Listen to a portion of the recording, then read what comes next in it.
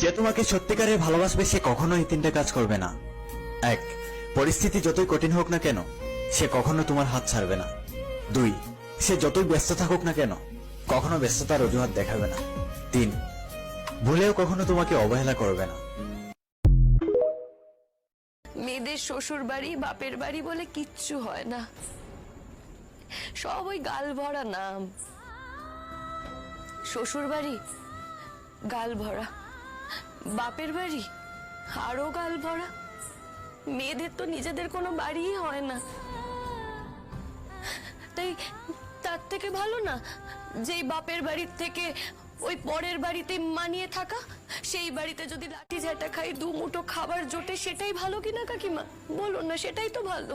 ঠিকই বলেছ মা, আমাদের মেয়েদের কোনো বাড়ি নেই, কখনো বাপের বাড়ি। Likey